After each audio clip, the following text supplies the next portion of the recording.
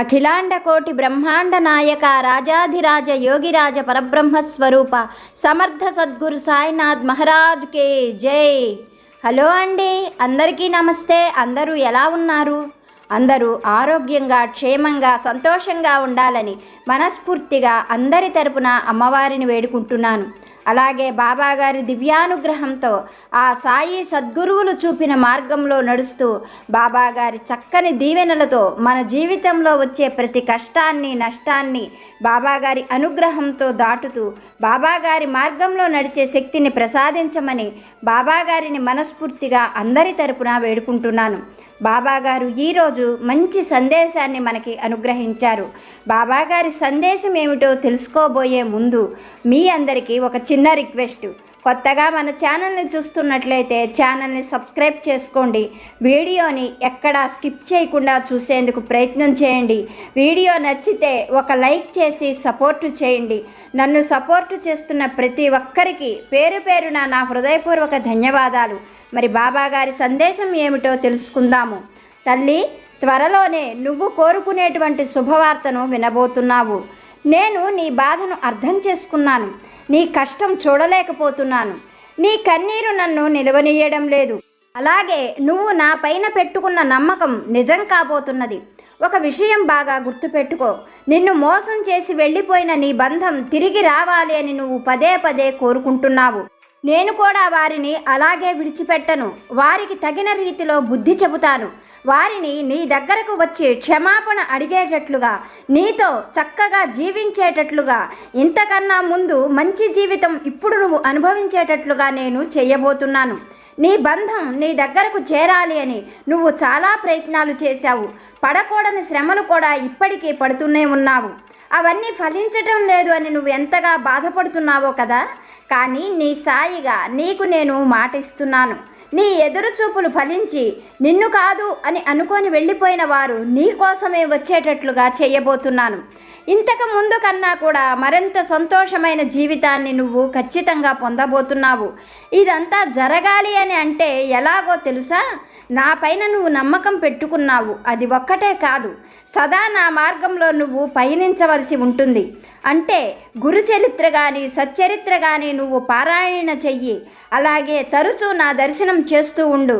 దైవానుగ్రహం నీకు తోడుగా ఉంటే ఎన్ని కష్టాలు వచ్చినా ఎన్ని నష్టాలు వచ్చినా వాటన్నింటి నుండి క్షేమంగా బయటపడి సంతోషమైన జీవితాన్ని నువ్వు గడపగలుగుతావు. నువ్వు ఇలా చేయడం వల్ల నీ చెడు కర్మలన్నీ కూడా తొలగిపోతాయి. నీ జీవితం మళ్ళీ పూలబాటలాగా సాగుతుంది. అంతేకాకుండా నువ్వు బాగా గుర్తుపెట్టుకోవలసిన ఒక ముఖ్యమైన మాట చెబుతా విను. ఇప్పటి వరకు కూడా నువ్వు ఇష్టపడిన ఈ బంధానికి దూరం అవ్వడానికి కారణం ఏమిటో తెలుసా? కర్మ ఫలితం. నువ్వు వింటున్నది అక్షర సత్యం. జీవితంలో ఏదైనా సరే, అంటే మనకు జరిగేటువంటి మంచి కానీ చెడు కానీ అన్నీ కూడా కర్మఫలాన్ని అనుసరించే జరుగుతాయి. ఆ చెడు కర్మ ఫలితం అంతా తొలగిపోయి మంచి రోజులు రావడానికి నిరంతరము దైవధ్యానం చేయమని తరచూ నేను నీతో చెబుతూనే ఉంటాను. అంతేకాకుండా చివరగా నీకు ఒక మాట చెప్పాలి అని అనుకుంటున్నాను. నీ బంధువులు కానీ స్నేహితులు కానీ ఎవరైనా సరే నీ హితవు కోరి ఒక సలహా చెప్పినప్పుడు ఏముందిలే అని నిర్లక్ష్యంగా ఉండవద్దు. ఈ మాట నీ సాయి ఎందుకు చెబుతున్నాడో నీకు చక్కగా అర్థమవుతుంది. ఈరోజు నువ్వు ఇంత బాధపడుతున్నావు అంటే నీ హితవు కోరి చెప్పిన వారి మాటను నువ్వు పట్టించుకోలేదు కదా. అందువల్లే ఈరోజు నువ్వు ఇంత కష్టము, ఇంత శ్రమ, బాధ అనుభవించవలసి వస్తుంది. నీ బంధం దూరమయ్యి కుమిలి కుమిలి ఏడుస్తున్నావు. బాధపడవద్దు, ధైర్యంగా ఉండు. ఈ సాయి పైన నమ్మకంతో ఉంటే నీ నమ్మకాన్ని నేను ఎప్పుడు వమ్ము చేయను. త్వరలోనే వెళ్ళిపోయిన నీ బంధం తిరిగి వస్తుంది అని బాబాగారు ఒక చక్కని సందేశాన్ని మనకి అనుగ్రహిస్తున్నారు. మనకు బాబాగారు తెలియజేసిన ఈ సందేశంలోని పరమార్థం ఏమిటో సాయి అనుగ్రహంతో ఒక కథ రూపంలో తెలుసుకోవడానికి ప్రయత్నం చేద్దాము. వీడియో ఎక్కడా స్కిప్ చేయకుండా చూడండి. మర్చిపోకుండా ఒక లైక్ చేసి సపోర్టు చేయండి. పూర్వం అశ్వపురం అనే రాజ్యాన్ని స్వర్ణకేతువు అనే రాజు పరిపాలిస్తూ ఉండేవాడు. స్వర్ణకేతువు ప్రజలను కన్నబిడ్డల్లా పరిపాలించేవాడు. నీతి న్యాయంగా ధర్మాధర్మ విచక్షణతో ప్రజలకు తగు రీతిలో న్యాయం చేస్తూ మహారాజు పాలన రామరాజ్యం అని ప్రజలు కొనియాడేటట్లుగా స్వర్ణకేతువు ప్రజలను పరిపాలించేవాడు. స్వర్ణకేతువు అంటే ఆ రాజ్యంలోని ప్రజలందరూ కూడా దేవుడితో సమానంగా చూసేవారు. అలాగే స్వర్ణకేతువు తల్లిదండ్రులు బహు వృద్ధులు. వారికి వృద్ధాప్యం సమీపిస్తూ ఉన్నప్పుడు స్వర్ణకేతువు వారికి జన్మించడం జరిగింది. స్వర్ణకేతువుకి యుక్త వయస్సు రాగానే మహారాజుగా పట్టాభిషేకం చేసి వారు దైవధ్యానం చేస్తూ విశ్రాంతిగా కాలం గడుపుతూ ఉన్నారు. అలా మహారాజుగా పట్టాభిషేకం జరిగిన స్వర్ణకేతువును వివాహం చేసుకునేందుకు ఎంతోమంది రాకుమార్తెలు ప్రయత్నించారు. కానీ స్వర్ణకేతువు వారెవరినీ కూడా చేసుకోవడానికి ఇష్టపడలేదు. ఆయన తన మేనమామ కుమార్తె అయిన ప్రభావతిని మనస్ఫూర్తిగా ఇష్టపడ్డాడు. ఆమెనే చేసుకోవడానికి తన తల్లిదండ్రులను అంగీకరింపచేసి ఒక శుభముహూర్తంలో ప్రభావతిని ఎంతో ప్రేమగా ఘనంగా అంగరంగ వైభవంగా వివాహం చేసుకున్నాడు. అలా స్వర్ణకేతువు ప్రభావతి జీవితం ఎంతో సంతోషంగా గడిచిపోతూ ఉన్నది. వారికి వివాహం జరిగిన చాలా సంవత్సరాల తర్వాత మొట్టమొదటిసారిగా ఒక ఆడపిల్ల జన్మించింది. ఆ పిల్లకు మంజుల అని పేరు పెట్టి అపురూపంగా మహారాజు దంపతులు పెంచుకుంటూ ఉన్నారు. అలా 3 సంవత్సరాలు గడిచేసరికి వారికి మరొక కుమార్తె కూడా జన్మించింది. ఆ అమ్మాయికి మంజరి అని పేరు పెట్టి ఆ పిల్లను కూడా ఎంతో అపురూపంగా ఆ రాజదంపతులు చూసుకుంటూ ఉండేవారు. మహారాజు దంపతులకు ఆ ఆడపిల్లలిద్దరూ అంటే 2 కళ్ళుతో సమానం. పంచప్రాణాలుగా భావించి వారిని కాలు కింద పెట్టనీయకుండా అపురూపంగా చూసుకుంటూ ఉండేవారు. ముఖ్యంగా స్వర్ణకేతువు ఆ పిల్లలిద్దరినీ చూసి ఎంతగానో మురిసిపోయేవాడు. మంజుల మంజరి ఇద్దరూ కూడా అందచందాలలో తెలివితేటలలో ఒకరిని మించి ఒకరుగా ఉండేవారు. పెద్ద కుమార్తె మంజుల చిన్న కుమార్తె కన్నా కూడా చాలా తెలివిగా ఉండేది. ఏ విషయమైనా 1కి 10 సార్లు ఆలోచించి నిర్ణయించుకునేది. ఆ సమయానికి తగినట్లుగా తప్పించుకోగలిగిన శక్తియుక్తులు మంజుల సొంతం. ఇంకా రెండో కుమార్తె మంజరి విషయానికి వస్తే మంజరి మంజుల కన్నా కూడా చాలా అందమైనది. తెలివితేటలు సమయస్ఫూర్తి విషయానికొస్తే మంజులతో మంజరి ఎప్పటికీ పోటీ పడలేకపోయేది. కాంక్షలు ఎక్కువే. ధనమంతా తన వద్దే ఉండాలని, తనే అందరికన్నా అందంగా ఉండాలని, తనను తన కుటుంబం ప్రేమగా గౌరవంగా చూసుకోవాలని, తన స్నేహితులు బంధువులందరూ కూడా తనని గౌరవించాలని, ఇంకా చెబితే తన అక్క కన్నా కూడా తన జీవితం బాగుండాలని, గొప్పగా ఉండాలని ఎప్పుడూ కోరుకునేది మంజరి. ఇలా అక్క చెల్లెళ్ళిద్దరూ అందచందాలలో తెలివితేటలలో ఒకరితో ఒకరు పోటీ పడుతూ కాలం గడుపుతున్నారు. వారికి యుక్త వయస్సు రాగానే మహారాజు స్వర్ణకేతువు వారికి తగినటువంటి రాకుమారులతో వివాహం చెయ్యాలి అని నిర్ణయించుకున్నాడు. అలా నిర్ణయించుకున్న మహారాజు దేశ విదేశాలలో ఎక్కడెక్కడో రాజ్యాలలో తనకు తెలిసినటువంటి బంధువులు స్నేహితుల ద్వారా తమ కుమార్తెల అందచందాలు తెలివితేటలు వారికి తెలియజేసి అక్కడ ఉన్నటువంటి అందమైన రాకుమారుల చిత్రపటాలను పంపించవలసిందిగా వారందరికీ కూడా కబురు పెట్టాడు స్వర్ణకేతువు. వారందరూ కూడా యువరాణులిద్దరు అందచందాలు తెలిసిన వారు కనుక అందమైనటువంటి తమ కుమారులకు ఆ అమ్మాయిలతో వివాహం జరిగితే ఎంతో గొప్పగా ఉంటుందని భావించి మహారాజుకు తమ కుమారుల చిత్రపటాలను పంపించాడు. మహారాజు యువరాణులు కూడా ఆ చిత్రపటాలను పరిశీలిస్తూ ఉన్నారు. యువరాణులకు వారిలో ఎవరూ కూడా ఇంకా నచ్చలేదు. ఇలా కాలం జరుగుతూ ఉండగా ఒకనాడు పెద్ద యువరాణి మంజుల తన తోటి చెలికత్తెలతో ఉద్యానవనంలో వనవిహారం చేస్తూ దాగుడు మూతల ఆటలు ఆడుతూ ఉన్నది. ఆ సమయంలో చెలికత్తెలందరూ యువరాణి కళ్ళకు కండ్లగంతలు కట్టి అందరూ ఎక్కడి వారు అక్కడే దాక్కున్నారు. యువరాణి వారిని పట్టుకునేందుకు ఆ వనమంతా తిరుగుతూ ఉన్నది. ఇలా ఉండగా యువరాణి అలా తిరుగుతూ ఉన్న ఆ సమయంలోనే పైన ఆకాశ మార్గంలో ఒక గంధర్వుడు వెళుతూ ఉన్నాడు. అతను యువరాణి అందం చూసి ఆమె అందానికి మంత్రముగ్ధుడైనట్లుగా తక్షణమే ఆ గంధర్వుడు మంజుల ముందు ప్రత్యక్షమయ్యాడు. అతడు మంజులను చూస్తూనే సుందరి అంటూ మెల్లగా పిలిచాడు. అలా మగవాడి పిలుపు వినపడగానే మంజుల ఆశ్చర్యంతో కళ్ళగంతలు విప్పి తన ఎదురు ఎవరు ఉన్నారా అని చూసింది. ఎదురుగా ఉన్న ఆ పురుషుణ్ణి చూస్తూనే ఓయి, ఎవరు నువ్వు? ఎక్కడ నుండి వచ్చావు? మా ఉద్యానవనంలోకి ఎలా రాగలిగావు? ఈ ఉద్యానవనంలోకి పురుషులకు ప్రవేశం లేదు.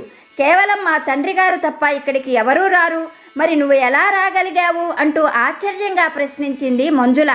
ఆమె మాటలకు అతడు సన్నగా నవ్వుతూ, సుందరి, నా పేరు పుష్పశరుడు. నేనొక గంధర్వుడను. ఆకాశగమనం చేస్తూ ఉన్నప్పుడు నీ అందచందాలను చూసి నీ వద్దకు వచ్చాను. నీకు అభ్యంతరం లేకపోతే నేను నిన్ను గాంధర్వ పద్ధతిలో వివాహం చేసుకుంటాను. నీ నిర్ణయం కోసం ఎదురు చూస్తున్నాను అంటూ తను చెప్పవలసిన అందమైన 4 మాటలు చెప్పాడు ఆ పుష్పశరుడు. గంధర్వుడి మాటలు విన్న మంజులకు మరింత ఆశ్చర్యం కలిగింది. అతడికి ఏం సమాధానం చెప్పాలా అని క్షణం ఆలోచించిన మంజుల అతడితో, ఓ గంధర్వ కుమార, నీ వంటి వాడిని వివాహం చేసుకోవడం నాకు కూడా ఇష్టమే. అయితే ఇలా ఉన్న పళంగా వచ్చి వివాహం ప్రస్తావన తీసుకొని వస్తే నా వంటి కన్య ఏం సమాధానం చెప్పగలదు? ఆలోచించుకోవడానికి నాకు కూడా కొంత సమయం కావాలి. ఎందుకంటే నేను నా తల్లిదండ్రుల చాటు బిడ్డను. నా నిర్ణయం చెప్పే ముందు నా తల్లిదండ్రులను కూడా సంప్రదించవలసి ఉంటుంది. కనుక నాకు 3 రోజులు అవకాశం ఇవ్వు. ఆ తర్వాత నా నిర్ణయాన్ని మీకు తెలియజేస్తాను. 3వ రోజుకి మీరు నా వద్దకు రావచ్చు అన్నది మంజుల. మంజుల మాటలకు గంధర్వుడు కూడా క్షణం ఆలోచించి మంజులతో, సుందరి, నువ్వు చెప్పింది నిజమే. నేను 3వ రోజు ఇదే సమయానికి ఇక్కడికి వస్తాను. నీ నుండి మంచి శుభవార్త వినాలని కోరుకుంటున్నాను అంటూ ఆ క్షణమే గంధర్వుడు అదృశ్యమైపోయాడు. గంధర్వుడు అలా వెళ్ళిపోగానే మంజుల అప్పటి వరకు ఆడిన ఆటలు కట్టిపెట్టి గబగబా అంతఃపురంలోకి వెళ్ళిపోయింది. అలా వెళ్ళిందే కానీ మంజుల మనస్సులో లేదు. మనస్సంతా కూడా గంధర్వుడి ఆలోచనలే. గంధర్వుడిని వివాహం చేసుకోవాలా? చేసుకోకపోతే గంధర్వుడు ఏం శపిస్తాడో తెలియదు. అతనికి ఏం చెప్పాలి? అతడి నుండి ఎలా తప్పించుకోవాలి అని ఆ రోజంతా కూడా మంజుల తీవ్రంగా ఆలోచిస్తూ ఉన్నది. ఆ ఆలోచన వల్ల మంజుల సరిగ్గా తిండి తినలేకపోతుంది, సరిగ్గా నిద్రపోలేకపోతూ ఉంది. అలా 2 రోజులు గడిచిపోయాయి. ఇంకా ఆ రోజు సాయంకాలం గంధర్వుడు వస్తాడు అనగా అతనికి ఏం చెప్పాలా అని తీవ్రంగా ఆలోచిస్తున్న మంజులకు ఒక చక్కని ఆలోచన వచ్చింది. ఆ ఆలోచన రావడమే తడువుగా మంజుల చాలా సంతోషించింది. అనుకున్నట్లుగానే ఆ రోజు సాయంకాలం మంజుల మంజరిని వెంటబెట్టుకొని ఉద్యానవనంలోకి వెళ్ళింది. ఆ చెట్లకు ఉన్నటువంటి పూలన్నీ కోసి మంజుల, మంజరి ఇద్దరు మాలలు కడుతూ కూర్చున్నారు. ఇంతలో మంజుల మంజరిని అక్కడే కూర్చోమని చెప్పి దూరంగా ఉన్నటువంటి మల్లెపొదల వద్దకు వెళ్ళింది. అక్కడ ఉన్నటువంటి మల్లెపూలు కోస్తూ ఉండగా ఎప్పుడెప్పుడు గంధర్వుడు వస్తాడా అని ఎదురు చూస్తూ ఉన్నటువంటి మంజుల దగ్గరకు గంధర్వుడు రానే వచ్చాడు. అతడు వస్తూనే మంజులను చూసి, సుందరి, నీ నుండి మంచి శుభవార్త వినాలని ఎంతో ఆశతో ఎదురు చూస్తున్నాను. నువ్వు నన్ను వివాహం చేసుకుంటే నా అంత అదృష్టవంతుడే ఉండడు. మన జీవితం స్వర్గానికన్నా కూడా సంతోషంగా సాగిపోతుంది. ఏమంటావు అన్నాడు మంజులతో. మంజుల ఆ మాటలు విని మనస్సులోనే నవ్వుకుంటూ గంధర్వుణ్ణి చూసి, ఓ గంధర్వ కుమార, నీ వంటి వాడిని చేసుకోను అని ఏ స్త్రీ అయినా చెప్పగలదా? సరే, నేను నా నిర్ణయం తెలియజేసే ముందు నువ్వు ఒక్కసారి అదుగో ఆ సన్నజాజి పొదల అవతల ఉన్న చంద్రశిల మీద నా చెల్లెలు మంజరి కూర్చొని ఉన్నది. అక్కడికి వెళ్ళి ఒక్కసారి చూసిరా పో అన్నది మంజుల. ఆ మాటలకు గంధర్వుడు ఒకంత అయోమయంగా ఆలోచిస్తూనే క్షణంలో అక్కడ మాయమైపోయి చంద్రశిల మీద కూర్చొని అందంగా పూలమాల కడుతూ ఉన్న మంజరి దగ్గర ప్రత్యక్షమయ్యాడు. మంజరి అందచందాలను చూసిన గంధర్వుడికి నిజంగానే మతిపోయినట్లు అనిపించింది. మంజుల కన్నా కూడా మంజరి దేవకన్యలాగా అనిపించింది. క్షణం కూడా ఆలోచించకుండా గంధర్వుడు మంజరిని చూస్తూ సుందరి అంటూ చక్కగా పిలిచాడు. ఆ పిలుపులతో తలపైకెత్తి చూసిన మంజరి అందంగా ఎదురుగా ఉన్న పురుషుణ్ణి చూసి ఆశ్చర్యానికి, భయానికి గురైంది. క్షణంలోనే ఆమె స్థితిని గ్రహించిన గంధర్వుడు ఆమెతో, సుందరి, నువ్వు భయపడవలసిన అవసరం లేదు. నేను గంధర్వుడను. నా పేరు పుష్పశరుడు. నీ వంటి చక్కని సుందరీమణిని మా గంధర్వలోకంలో కూడా ఇంతవరకు నేను చూడలేదు. నువ్వు దేవలోకంలో ఉండవలసిన స్త్రీవే కానీ మానవకాంతవు కాదు. నీ వంటి సుందరిని వివాహం చేసుకున్నవారు రతీమన్మధులను మించిపోతారు. అటువంటి భాగ్యం నాకు కావాలి. నేను నిన్ను వివాహం చేసుకోవాలి చేసుకోవాలి అనుకుంటున్నాను. నీకు అభ్యంతరం లేకపోతే ఈ క్షణంలోనే మా గాంధర్వ పద్ధతిలో మనం వివాహం చేసుకుందాం, స్వర్గసుఖాలు అనుభవిద్దాం అని చెప్పాడు గంధర్వుడు. ఆ మాటలకు మంజరి ఏమాత్రము కూడా ఆలోచించకుండా తక్షణమే తన అంగీకారాన్ని తెలియజేస్తున్నట్లుగా తల ఊపి అతడితో, ఓ గంధర్వ కుమార, నీ వంటి వాడు నాకు భర్త అవుతాడని నేను కల్లో కూడా ఊహించలేదు. కానీ నాదొక చిన్న విన్నపం. అదేమిటంటే నా పెళ్ళి ఇలా రహస్యంగా జరగడం నాకు ఏమాత్రము ఇష్టం లేదు. మా తండ్రి గారు మా అక్క చెల్లెళ్ళిద్దరికీ వివాహాలు చెయ్యాలి అని ఎంతోమంది యువరాజుల సంబంధాలు వెతుకుతూ ఉన్నారు. నాకు ఇలా ఒక గంధర్వుడు భర్తగా లభిస్తాడని నేను ఎప్పుడూ కూడా అనుకోలేదు. నా వివాహం మా అక్క వివాహం కన్నా అంగరంగ వైభవంగా జరగాలి. మన వివాహం అందంగా అలంకరించిన కళ్యాణ మండపంలో మా బంధువులు, స్నేహితులు, దేశ విదేశాల నుండి వచ్చినటువంటి గొప్ప గొప్ప రాజకుటుంబాల మధ్య ఎంతో అంగరంగ వైభవంగా ఘనంగా జరగాలి. అలా జరగాలని నేను కోరుకుంటున్నాను అన్నది మంజరి. మంజరి మాటలకు గంధర్వుడు క్షణం ఆలోచించి ఆమెను దగ్గరగా సమీపిస్తూ, ఓ కన్యామణి, నీ వంటి సుందరిని ఎలా వివాహం చేసుకోమన్నా అది నాకు సమ్మతమే. కనుక నువ్వు ఇష్టపడినట్లుగానే మన వివాహం అంగరంగ వైభవంగా జరుగుతుంది. వివాహ శుభవార్త కోసం నేను త్వరలోనే మళ్ళీ వచ్చి నిన్ను కలుసుకుంటాను అంటూ ఆమె బుగ్గపైన చిటిక వేసి ఆ క్షణంలోనే గంధర్వుడు అదృశ్యమైపోయాడు. అతను అలా వెళ్ళిపోయిన తరువాత మంజరి ఎంతో సంతోషించింది. తన జీవితంలో తను ఊహించనటువంటి గొప్ప సంఘటన, ఒక గంధర్వుడు తనను వివాహం చేసుకోవడం తన కలలో కూడా అనుకోలేదు. మంజరి ఆ ఆనందంతోనే ఉన్నది. ఆ రోజు రాత్రివేళ మంజరి మంజుల వద్దకు చేరుకొని జరిగిన విషయమంతా కూడా మంజులకు చెప్పింది. మంజరి మాటలు వింటూనే, చెల్లి, ఆ గంధర్వుడి విషయమంతా కూడా నాకు తెలుసు. మొదటగా అతడు నన్ను చూసి నన్ను వివాహం చేసుకుంటాను అని చెప్పాడు. కానీ నాకు అతని మాటలు నమ్మాలనిపించలేదు. అతడి పైన అనుమానం కలిగి అతడిని పరీక్షించదలిచి అతడికి నిన్ను చూపించాను. ఆ తరువాత అతను నన్ను, నా మాటలను పూర్తిగా మర్చిపోయి నిన్ను వివాహం చేసుకోవడానికి సిద్ధపడుతున్నాడు. కనుక నీ తోబుట్టువుగా నీ హితవు కోరి ఈ మాట చెబుతున్నాను.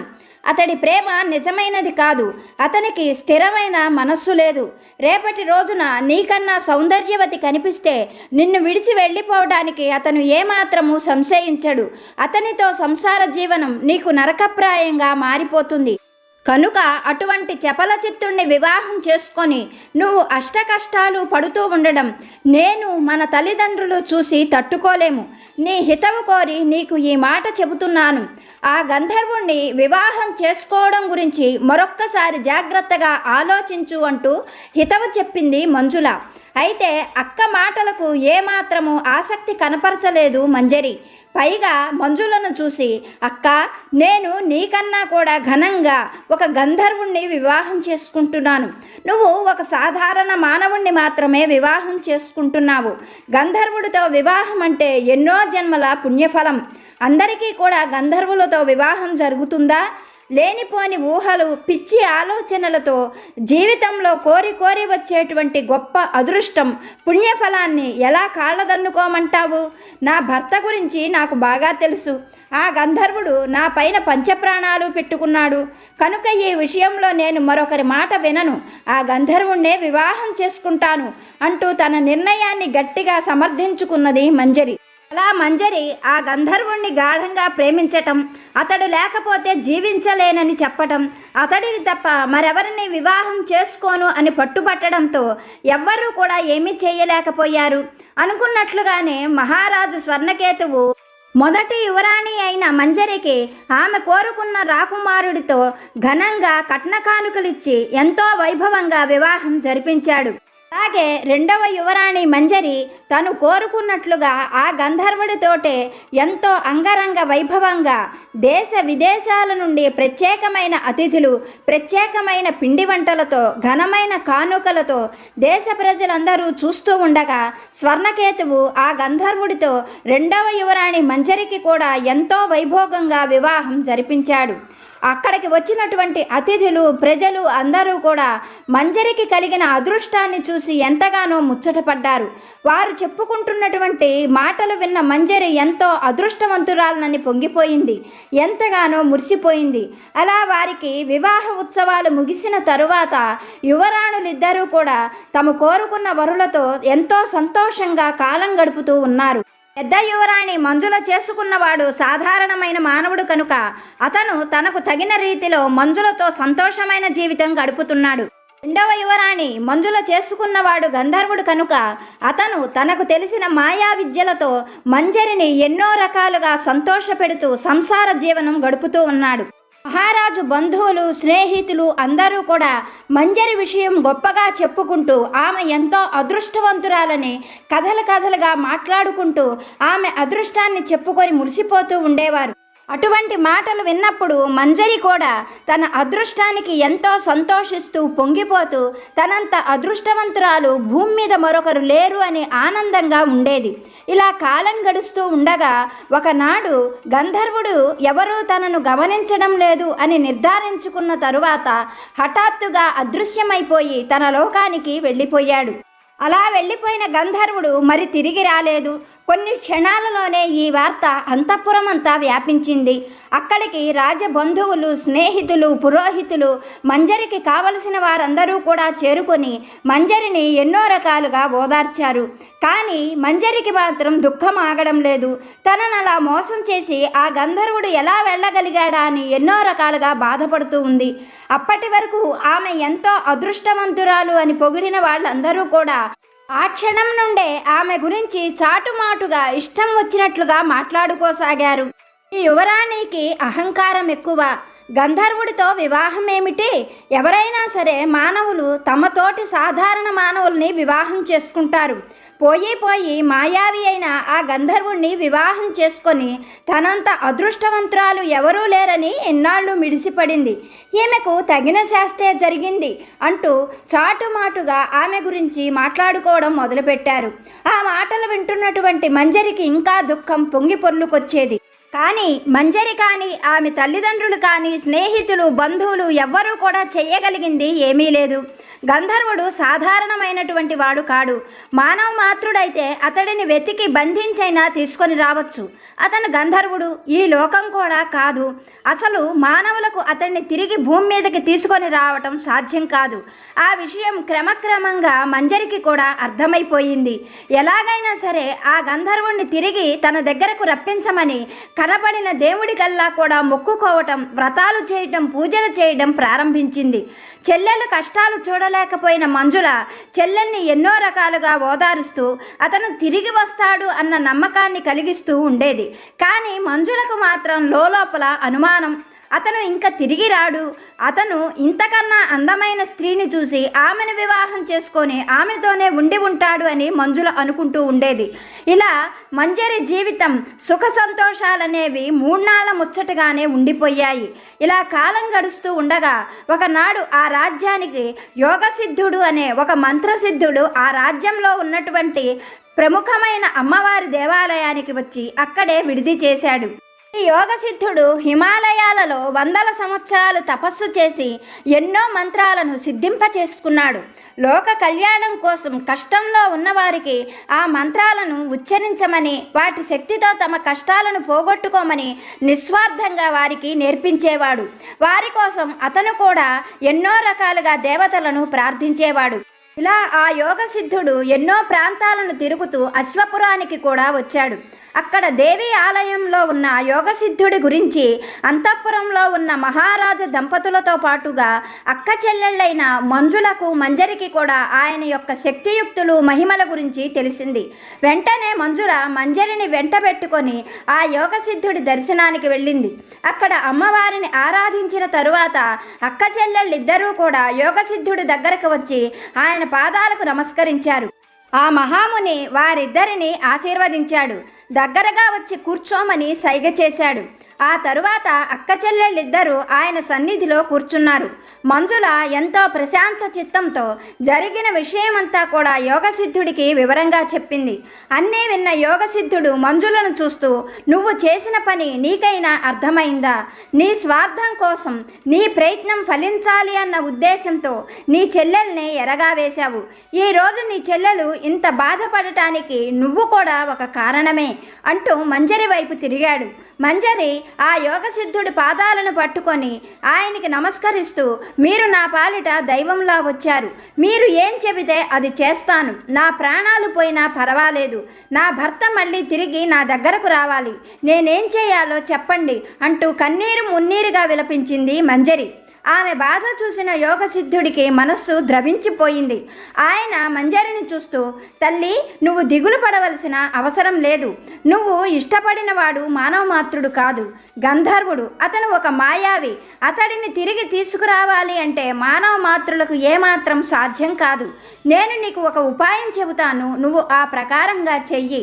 కొంతకాలం పాటు విసుగు చెందకుండా ఓర్పుతో ఓపికగా శక్తిరూపిణి అయిన అమ్మవారిని పార్వతీదేవిని ఆరాధించు. ఆ జగన్మాత తలచుకుంటే ఎవరి తలరాతలనైనా మార్చగలదు. అలాగే నీ తలరాత కూడా మారుతుంది. నీ భర్త మనస్సు మారి ఆ గంధర్వుడు తిరిగి నీ దగ్గరకు రాగలడు అంటూ మంజరికి ఒక అద్భుతమైన శక్తి రూపిణి పార్వతీదేవి మంత్రాన్ని ఉపదేశించాడు. ఆనాటి నుండి మంజరి దీక్షా వస్త్రాలను ధరించి ఆ సాధువు చెప్పినట్లుగానే తన అంతఃపురంలో ఒక ప్రత్యేక మందిరములో ప్రతి నిత్యము ప్రతి క్షణము అమ్మవారిని ఆరాధన చేయడం మొదలుపెట్టింది. అలా ఆమె ఎంతో పట్టుదలగా దీక్షగా తన భర్త తన దగ్గరకు రావాలి అని ఆ శక్తి రూపిణిని ఆరాధించసాగింది. ఇలా 6 మాసాలు గడిచాయో లేదో ఒకనాడు ఊహించనట్లుగా ఆ గంధర్వుడు మళ్ళీ మంజరి ముందు ప్రత్యక్షమయ్యాడు. గంధర్వుడు అలా ప్రత్యక్షమవడంతో మంజరి ఆనందానికి అంతు లేకుండా పోయింది. క్షణంలోనే ఈ వార్త అంతఃపురం అంతా దేశమంతా కూడా పాకిపోయింది. అందరూ కూడా మంజరి పట్టుదల చూసి ఎంతగానో సంతోషించి ఆమెను వేణోళ్ళ కొనియాడారు. మంజరి భర్త పాదాలను గట్టిగా పట్టుకొని కన్నీరు పెట్టుకుంటూ, నన్ను మోసం చేసి ఎందుకు వెళ్ళిపోయావు? నేను నిన్ను మనస్ఫూర్తిగా ప్రేమించాను. నీ మాటలను నమ్మాను. నన్ను మోసం చేయాలని నీకు ఎలా అనిపించింది అంటూ భర్త పాదాలను పట్టుకొని కన్నీరు మున్నీరుగా విలపిస్తూ ఉంది. గంధర్వుడు ఆమెను పైకి లేపి ఆలింగనం చేసుకొని, మంజరి, నేను నిన్ను మోసం చేయాలని అనుకోలేదు. కొన్ని ప్రత్యేకమైన కారణాల వల్ల నా బంధువులను స్నేహితులను కలుసుకోవడం కోసం, మన విషయం వారికి తెలియజేయడం కోసమే నేను మా లోకానికి వెళ్ళాను. వెళ్లే ముందు నీతో కూడా ఒక మాట చెప్పి ఉంటే బాగుండేది. సరే, జరిగిపోయిందేదో జరిగిపోయింది. ఇంకా నేను నిన్ను విడిచి ఎప్పుడూ వెళ్ళను. త్వరలోనే మనకు బిడ్డలు కలగగానే నువ్వు కూడా గంధర్వ స్త్రీగా మారిపోతావు. నిన్ను మన బిడ్డల్ని తీసుకొని మా లోకానికి వెళ్ళిపోతాను అని నేను మా వారందరికీ కూడా చెప్పి ఇక్కడికి వచ్చాను. కనుక ఇంక నువ్వు దిగులు పడవలసిన అవసరం లేదు, దుఃఖపడవలసిన అవసరం లేదు. మన జీవితం స్వర్గంలాగా ఆనందంగా ఉంటుంది. నా మాటలు నమ్ము. నేను శక్తి రూపిణి అయిన పార్వతి పాదాల నుండి ఈ మాట చెబుతున్నాను అన్నాడు గంధర్వుడు.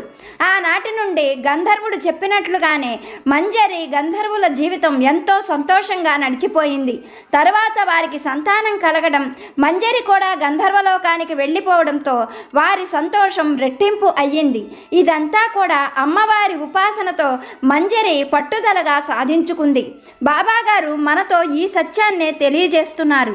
ఓర్పుతో పట్టుదలతో భగవంతుడి అనుగ్రహాన్ని నువ్వు పొందగలిగితే, నువ్వు ఎవరి కోసం ఎదురు చూస్తున్నావో ఆ బంధంలో మార్పు కలిగి అతడు నీ దగ్గరకు వస్తాడు. చివరగా నేను నీతో ఈ మాట చెప్పాలనుకుంటున్నాను. ఏ విషయంలోనైనా సరే ఒక్కసారి కాదు, 1000 సార్లు బాగా ఆలోచించు. ఆ తరువాతే నిర్ణయం తీసుకో. ఎందుకంటే జీవితం నీది, జీవించవలసింది నువ్వే. కష్టమైన సంతోషమైన అనుభవించవలసింది కూడా నువ్వే. నువ్వు బాగున్నప్పుడు నీ చుట్టూ ఉన్నవారు నిన్ను ప్రశంసిస్తారు, నిన్ను గురించి గొప్పగా చెప్పుకుంటారు. నీకు కష్టం వచ్చినప్పుడు మాత్రం ఎవ్వరూ నీ దగ్గర ఉండరు. నీ కష్టంలో, నీ బాధలో, నీ సమస్యలలో నీతో ఉండేది నేను మాత్రమే. దైవం అనుకూలిస్తే నీ కష్టం తొలగిపోవటం పెద్ద సమస్య కాదు. దైవం అనుకూలించడం కోసం ఓర్పుతో, ఓపికతో, సహనంతో ఎదురు చూడవలసింది ఆ సంతోషాన్ని అనుభవించవలసింది కూడా నువ్వే. కనుక ఓర్పుగా ఉండి నీ ప్రయత్నం నువ్వు చెయ్యి. నీ సాయి నీకు ఎప్పుడూ తోడుగా ఉంటారు అని బాబాగారు ఒక చక్కని సందేశాన్ని మనకి అనుగ్రహించారు. ఇప్పటి వరకు వీడియో చూసిన మీ అందరికీ పేరు పేరున నా హృదయపూర్వక ధన్యవాదాలు. మన జీవితంలో కూడా బాబాగారి ఆశీస్సులు, ఆ తండ్రి తోడు ఎల్లప్పుడూ ఉండాలని, మీ కష్టం కూడా తొలగిపోవాలని మనస్ఫూర్తిగా మరొక్కసారి బాబాగారి పాదాలనంటి వేడుకుంటూ మరొక మంచి వీడియోతో బాబాగారి ఆశీస్సులతో మళ్ళీ కలుసుకుందాము. సర్వేజన సుఖినో భవంతు.